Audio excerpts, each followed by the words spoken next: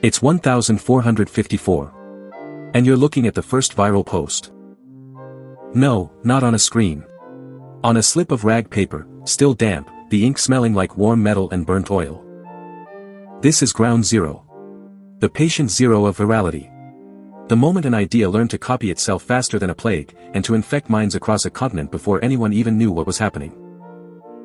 And it all started with this. A single, heavy piece of metal. A lowercase e. Hold it in your palm. Feel its weight. It doesn't look like much. But this little object is a key. A key that unlocked a new kind of power. The power to hijack the human mind, duplicate a thought 1,000 times over, and change the world in a single afternoon. So, how did this happen? How did a humble hunk of lead, tin, and antimony become the most dangerous weapon, the most powerful tool for liberation, and the architect of our modern world, all at once? And more importantly, what can this 500-year-old piece of technology teach us about the viral machine we're all trapped in today? Let's conduct an autopsy. On the moment an idea went airborne. We're in a workshop in Mainz, Germany. Forget your image of a sterile lab. This place is loud, and it smells. The air is thick with the fumes of linseed varnish, melting metal, and human sweat. In the center of the room stands the machine. It's a monster of oak and iron. As we watch, a man yanks a heavy lever, and a massive wooden screw whispers as it descends, then, a deep, resonant thunk. A sound that you don't just hear, you feel it in your bones. Another man, his hands stained black with ink, carefully lifts a freshly pressed sheet. You lift one just like it. It's a printed indulgence, with the date right there, 1454. A pre-made miracle of grace, an off-the-shelf salvation certificate, with blank lines waiting for a name. Waiting for a soul. Waiting for a payment. This isn't just a document. It's a template. A unit of belief, standardized and mass-produced. And it's the first clue that the rules of reality are about to be rewritten. To understand how radical this is, we first have to understand the world it just shattered. Before this thunk echoed in Mainz, the world of information was a silent world. A slow world. An idea moved at the speed of a single human hand. If you wanted to copy a book, say, the Bible, you didn't just hire a scribe. You commissioned a work of art that could take years, even decades. A single book could cost more than a house. Its value was equivalent to a farm, or a vineyard. A wealthy noble might own a dozen books. A king, maybe 100.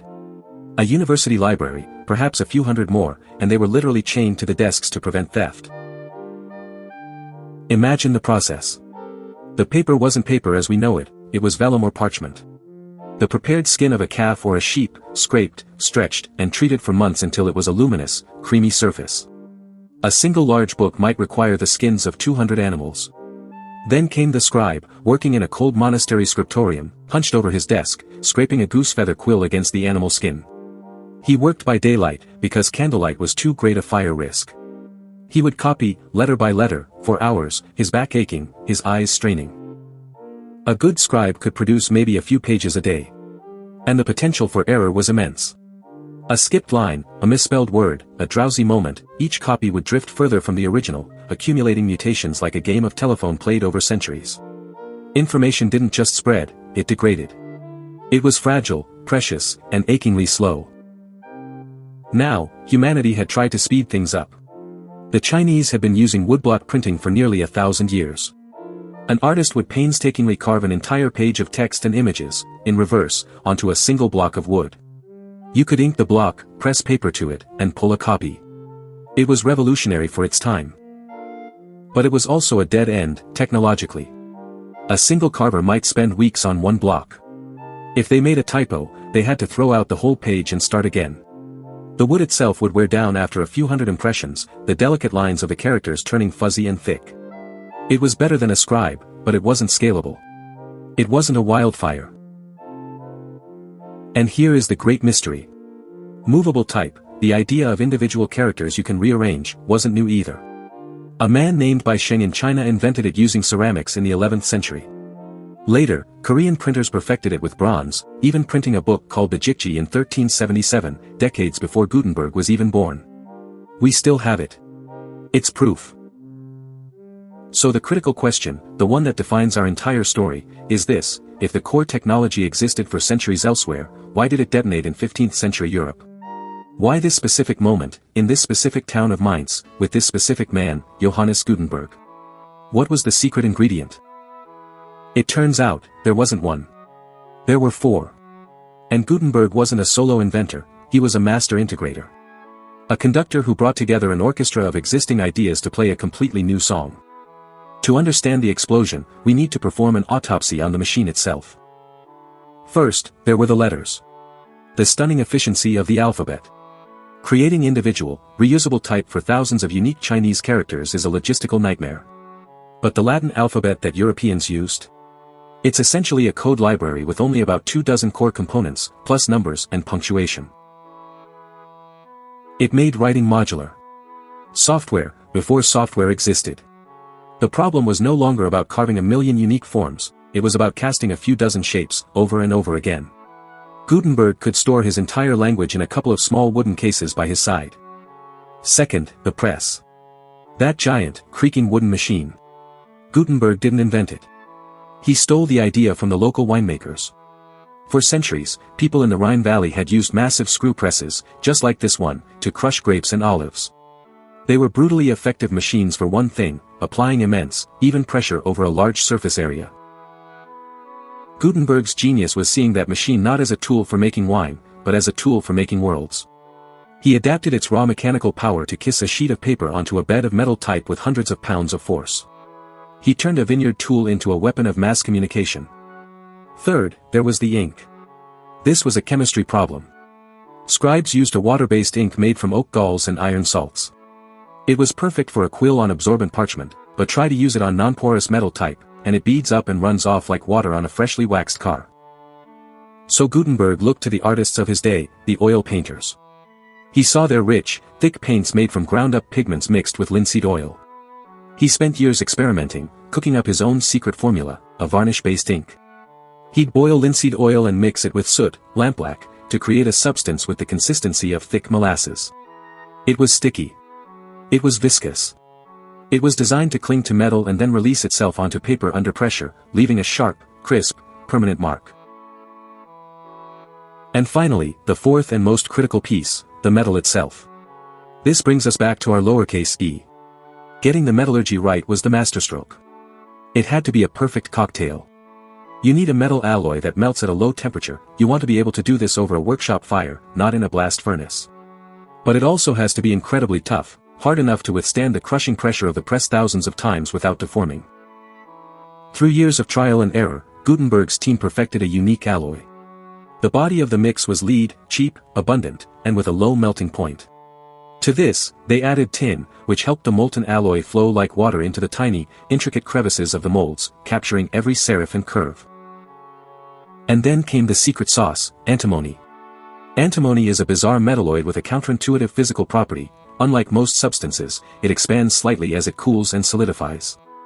That tiny expansion was the magic trick. It forced the alloy hard against the inside of the mold, creating perfectly sharp, clean edges and a flat face on the letter. Too little antimony, and your printed letters look soft and furry. Too much, and the type becomes brittle and shatters under the press. It had to be just right. An alchemical recipe for replication.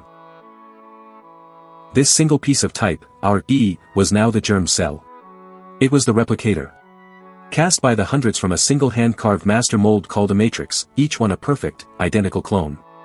A worker called a compositor could now stand before a case of these letters, picking them out one by one and arranging them into words, sentences, and pages. Lock that page of type, called a for me, into the press, and a two-man crew could churn out several hundred copies in a single day. Remember the scribe and his single book over many years? A single press could now produce hundreds of books in that same time. The fortress of information wasn't just breached, its walls had been turned to dust. The cost of making a copy had just dropped by over 99%. And when the price of something so fundamental falls so far, so fast, the world doesn't just change. It breaks. But technology alone is never enough to start a revolution. You need a network. And what propelled the printing press across Europe wasn't just a thirst for knowledge, it was a thirst for profit. Printing wasn't an academic exercise, it was a cutthroat business. The first printers, like Gutenberg, were entrepreneurs and risk-takers. They were borrowing huge sums of money to buy presses, cast type, and secure tons of paper and ink. They weren't just printing Bibles for the glory of God, they were running businesses with payrolls to meet and loans to pay off. They needed products that would sell fast. This created an entirely new industry. Suddenly you have publishers, typesetters, pressmen, booksellers, and colporteurs, traveling salesmen who carried books and pamphlets from town to town. An entire economic ecosystem sprung up around this new machine. And this ecosystem built the channels through which information would flow. Nowhere was this more visible than at the great book fairs, especially in Frankfurt. Twice a year, printers and booksellers from all over Europe, from Venice, from Paris, from Amsterdam, from London, would converge on this one city. They'd set up stalls, showcase their new titles, and make deals. They would trade books, but more importantly, they would trade information. A printer from Italy might see a popular book of poetry from France, buy a copy, and take it home to print his own edition for the Italian market. News, ideas, designs, and layouts flowed through Frankfurt like a current. It was the physical internet of its day, a centralized hub for a decentralized network, all powered by the simple human desire to make money. This commercial network laid the pipes. It built the infrastructure. And now, all it needed was a killer app. It was about to get one. For a couple of decades, the press printed the predictable, Bibles, Latin grammars for students, classical texts, and of course, thousands upon thousands of those indulgences. But the true, world-shattering potential of this machine wasn't unlocked by printing a 1,200-page book. It was unlocked by printing a short, angry, 2-page pamphlet. Enter Martin Luther. A German theology professor and monk with a towering conscience and a growing anger at the practices of the church.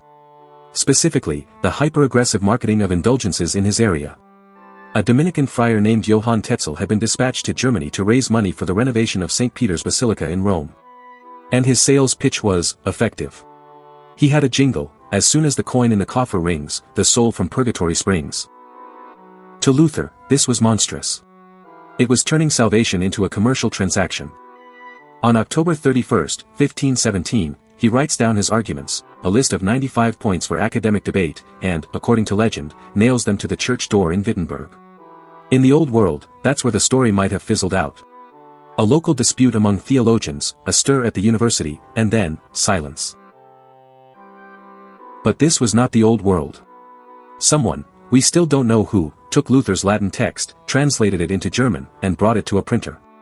And the network that had been built to sell Bibles and poetry suddenly had a new, far more potent product: outrage. The 95 Theses went viral. Within 2 weeks, copies were being sold all over Germany. Within a month, they were being reprinted and debated across Europe. This wasn't a dense theological tome. It was short. It was punchy. It was cheap. A pamphlet doesn't need to be immortal. It just needs to be contagious. It just needs to jump. And it jumped with the speed of commerce. The printers in nearby Leipzig and Basel saw a bestseller. They didn't need Luther's permission, intellectual property wasn't a thing. They just got a copy, had their own compositors set the type, and started printing their own editions to meet the exploding demand.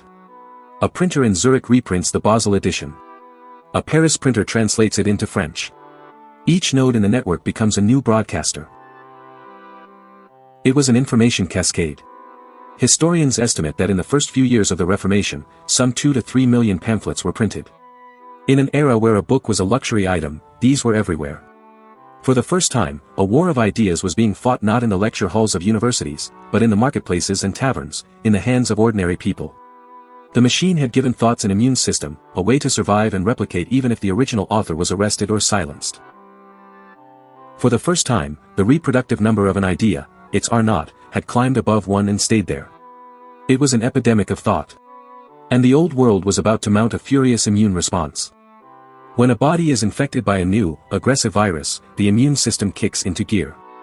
And the twin powers of 16th century Europe, the church and the state, finally woke up to the existential threat they were facing.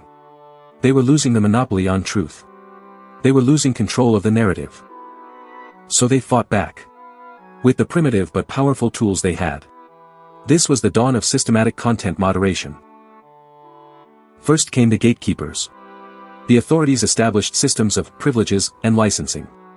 If you were a printer and wanted to publish a new book, you had to submit the manuscript to a local censor, a bishop, or a university official. If they approved, the book would be printed with the word imprimatur on the title page, "Let it be printed." It was an official seal of approval, an early platform's blue checkmark. Anything without it was immediately suspect. But licensing only works if people comply. What about the pirates, the heretics, the dissidents operating from hidden workshops? For them came the blacklists. In 1559, Pope Paul IV issued the first comprehensive Index Librorum Prohibitorum, the Index of Prohibited Books. It was a continent-wide list of texts deemed dangerous to faith and morals. Not just Luther, but works by Erasmus, Calvin, and later, even scientists like Copernicus and Galileo. If you were caught printing, selling, or even owning a book on the index, the penalties were severe: fines, confiscation of property, excommunication, imprisonment. It was the first large-scale attempt to deplatform dangerous ideas. In some places, the response was even more brutal.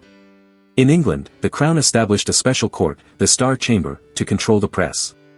It had the power to issue decrees, to limit the number of printers in the entire country, and to hunt down and punish anyone who printed seditious or unlicensed material. Their agents could raid a printing shop in the middle of the night, seize the press itself, and melt down the type. The punishments were theatrical and terrifying: public whippings, having your ears cut off, being branded on the face with hot irons, all designed to send a clear message. But here's the lesson that echoes down 5 centuries, a lesson every would-be censor eventually learns: suppression is slow. And presses are fast. The harder they squeezed, the more the banned ideas spread. The index, ironically, became a bestseller list for forbidden knowledge. For every licensed printer, there was another operating from a hidden cellar, printing at night. For every book they burned in a public square, a dozen more were being smuggled across the border in a bale of hay. They were trying to build dams, but the flood of information had already broken the banks. The fundamental physics had changed. Authority has always been built on information scarcity. The press made copying cheap and visibility the default. And any tool that makes copying cheap will always destabilize any power structure built on keeping things rare. The echoes are deafening, aren't they?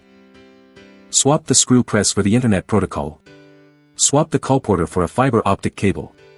Swap Luther's pamphlet for a viral tweet or a TikTok video. The physics are identical.